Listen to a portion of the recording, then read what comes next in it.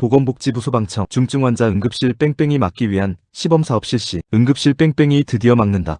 내 가족 골든타임 지키는 법. 새벽 2시 옆에서 자던 배우자가 갑자기 가슴이 한마디 하고 쓰러집니다. 손이 떨리면서 119를 눌렀습니다. 구급차가 8분 만에 왔습니다. 그런데 구급대원이 전화기를 들고 병원을 찾기 시작합니다. 한 곳 자리 없습니다. 두 곳 중증 환자는 받기 어렵습니다. 세 곳 현재 수용 불가입니다. 구급차 안에서 40분이 지났습니다. 심정지 골든타임은 4분입니다. 여러분, 이게 남의 이야기가 아닙니다. 지금 이 순간에도 대한민국 어딘가에서 벌어지고 있는 일입니다. 2026년 3월 보건복지부와 소방청이 드디어 이 구조를 바꾸겠다고 나섰습니다. 오늘 이 영상은 여러분과 여러분 가족의 생명과 직결된 내용입니다. 끝까지 꼭 보십시오. 2026년 2월 25일 보건복지부와 소방청이 공동으로 발표했습니다. 응급환자 이송체계 혁신 시범사업을 3월부터 시작하겠다고요. 쉽게 말하면 중증 응급환자가 병원을 찾아 헤매다 치료 시기를 놓치는 이른바 응급실 뺑뺑이를 제도적으로 막겠다는 겁니다. 시범사업 지역은 광주광역시, 전라북도, 전라남도 3개 광역지자체에서 3월부터 5월까지 3개월간 진행됩니다. 성과가 나오면 올해 하반기 중에 전국 표준 방안을 마련할 계획입니다. 그런데 왜 하필 지금 이 사업이 시작됐을까요? 그 배경을 알면 이 정책이 왜 중요한지가 더 잘 이해됩니다. 이번 시범사업의 핵심은 두 가지입니다. 첫째, 심정지중증 외상 환자는 갈 병원을 미리 정해둡니다. 지금까지는 119 구급대원이 환자를 태우고 나서 그때그때 전화로 병원을 찾아야 했습니다. 받아줄 수 있습니까?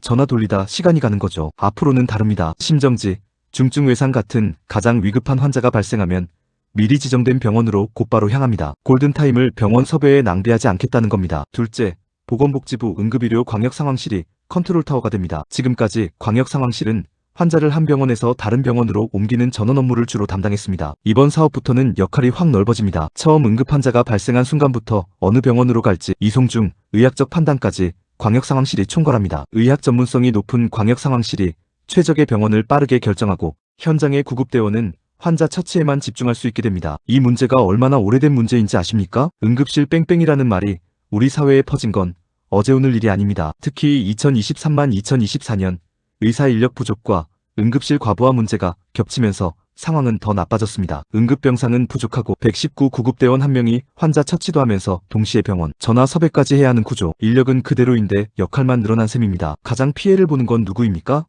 바로 혼자 사시는 어르신들, 만성질환을 가진 6070대 분들입니다. 심근경색의 골든타임은 90분, 뇌졸중의 골든타임은 4시간 30분. 이 시간 안에 적절한 병원에 도착하지 못하면 살더라도 심각한 후유증이 남을 수 있습니다. 그동안 수많은 전문가와 시민단체가 제도 개선을 촉구해왔는데 드디어 정부가 움직이기 시작한 겁니다. 그런데 이 사업 정말 효과가 있을까요?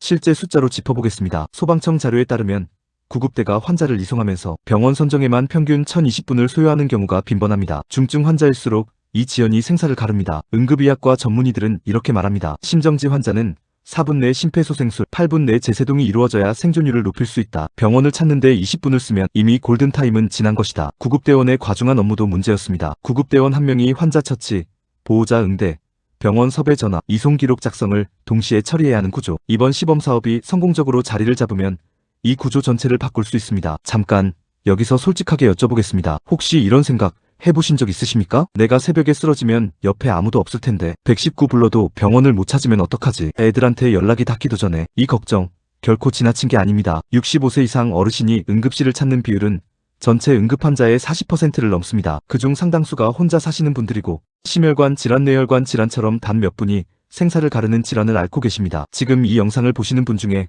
고혈압, 당뇨, 심장 질환을 갖고 계신 분 얼마나 되실까요? 그리고 그분들 곁에 응급 상황이 생겼을 때 즉시 달려올 가족이 항상 있을까요? 없을 때가 더 많습니다. 그게 현실입니다. 이번 시범사업이 전국으로 퍼지면 119 한 통화만으로 병원을 찾아 헤매는 시간 없이 곧장 최적의 병원으로 향합니다. 혼자 사시는 어르신에게 이 제도는 단순한 정책이 아닙니다. 생명줄입니다. 특히 이번 시범 지역인 광주, 전북, 전남은 전국에서도 고령 인구 비율이 손꼽히게 높은 곳입니다. 가장 필요한 지역에서 먼저 시작한다는 점 절대 우연이 아닙니다. 물론 기대만큼 우려의 목소리도 있습니다. 첫째, 병원 지정이 강제가 되면 병원에 반발이 생길 수 있습니다. 중증 환자를 받으면 인력과 시설 부담이 크기 때문에 의무 지정에 병원들이 부담을 느낄 수 있다는 지적이 나옵니다. 둘째, 광역상황실 인력과 인프라가 뒷받침되어야 합니다. 컨트롤타워 역할을 하려면 의료 전문 인력이 충분해야 하는데 지금 인력으로 가능하냐는 현장의 우려가 있습니다. 셋째, 전국 확대까지 얼마나 걸릴지 불확실합니다. 정부는 하반기에 전국 표준안을 마련하겠다고 했지만 제도 정착까지는 수년이 걸릴 수 있습니다. 그 사이에도 응급실 뺑뺑이 문제는 계속됩니다. 전문가들은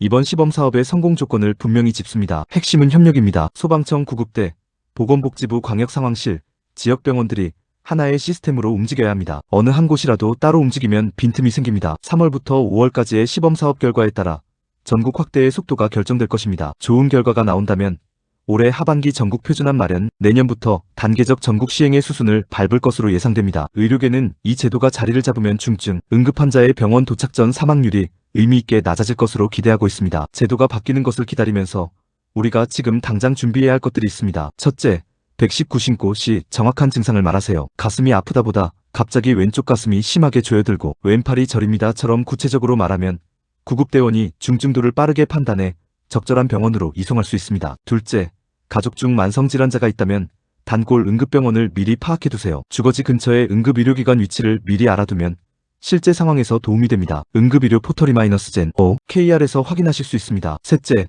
심폐소생술 기본 교육을 받아두세요. 119가 도착하기 전 4분이 사람의 생사를 가릅니다. 가까운 소방서에서 무료 심폐소생술 교육을 받으실 수 있습니다. 넷째, 시범사업 지역인 광주, 전북, 전남에 거주하신다면 3월부터 새 이송체계가 적용됩니다. 119 신고 시 구급대원의 안내에 따라주세요. 혹시 주변에서 응급실 뺑뺑이를 직접 겪으신 분 있으신가요? 가족이 응급 상황에 처했을 때 병원을 찾지 못해 불안했던 경험이 있으시다면 댓글에 남겨주세요. 여러분의 경험이 이 문제의 심각성을 더 많은 분들께 알리는 데 도움이 됩니다. 이 영상이 도움이 되셨다면 부모님이 계신 분들, 혼자 사시는 어르신을 아시는 분들께 꼭 공유해주세요. 아는 것이 생명을 지킵니다. 응급실 뺑뺑이로 세상을 떠난 분들의 이야기가 뉴스에 나올 때마다 우리는 분노했습니다. 그런데 이번에는 다릅니다. 정부가 처음으로 구조 자체를 바꾸겠다고 나선 겁니다. 아직은 시작입니다. 시범사업이고 세계 지역입니다. 하지만 이 작은 시작이 제대로 자리를 잡으면 언젠가 우리 부모님이, 우리 자신이 골든타임 안에 치료받을 수 있는 나라가 됩니다. 관심을 가지세요. 그게 우리가 할 수 있는 가장 강력한 응원입니다.